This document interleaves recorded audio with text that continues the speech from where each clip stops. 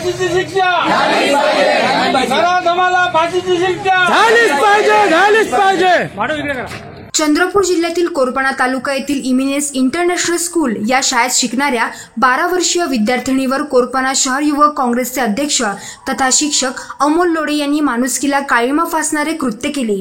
या विरोधात विद्यार्थिनीला न्याय मिळावा याकरिता वंचित बहुजन आघाडी तालुका कोरपणाच्या वतीने दिनांक 4 ऑक्टोबर 2024 रोजी कोरपणा तहसील कार्यालय येथे वंचित बहुजन आघाडीचे जिल्हाध्यक्ष प्राध्यापक सोमाजी गोंडाणे यांच्या नेतृत्वात जाहीर निषेध करण्यात आले. यावेळी कोरपणा शहरी युवक काँग्रेसचे अध्यक्ष शिक्षक अमोल लोढे यांच्या विरोधात फास्ट ट्रॅक कोर्टात केस चालवून फाशीची शिक्षा देण्यात यावी या आशयाचे निवेदन तहसील कार्यालयामार्फत महामहिम राज्यपाल आणि पोलीस स्टेशन मार्फत गृह मंत्रालय यांना निवेदन देण्यात आले.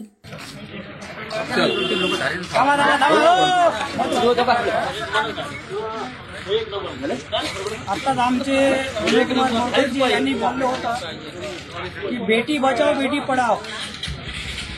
तर नरेंद्र मोदीने सांगलं होतं बेटी बचाओ कशासाठी, अशा लोकांपासून बेटी बचाओ हे सांगितलं होतं. हे असे जो आमच्या याच्यामध्ये जो शिक्षक लोक भरलेले आहे, शिक्षणाचा व्यापार केला या लोकांनी, त्यासाठी बेटी बचाओ म्हणून त्यांनी सांगितलं होतं. आम्ही या लोकांवर विश्वास केला का गोंडाणे साहेब?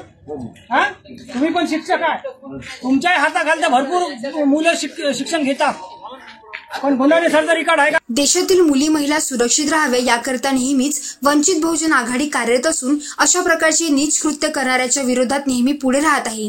याकरिता चंद्रपूर जिल्ह्याचे संघटक दिव्यकुमार बोरकर, कोषाध्यक्ष किशोरजी रायपुरे, कोरपणा तालुक्याचे अध्यक्ष विजयजी खाडे, महिला आघाडीच्या सदस्य बेबीताई वाघमारे, तालुक्याचे सल्लागार मधुकरजी चुनारकर, तालुक्याचे महासचिव राहुल निरंजने, उपाध्यक्ष विकी खाडे, कोरपणा शहराध्यक्ष खैरे साहेब, तालुक्याचे उपाध्यक्ष रवींद्रभाऊ आदे, लोणी ग्रामपंचायत सदस्य प्रमोद भाऊ डंबारे, अंतर्गाव ग्राम शाखेचे अध्यक्ष पोटे साहेब, आवळपूर ग्रामपंचायत सदस्य प्रकाशजी जीवने, किशोरजी निमसटकर, गडचांदूर शहर शाखेचे संघटक राहुलजी बोरकर, पंकज निरंजने, शुद्धधन खैरे तसेच कोरपणा तालुक्यातील बहुसंख्येने महिला कार्यकर्ते, पुरस्कार कार्यकर्ते उपस्थित होते.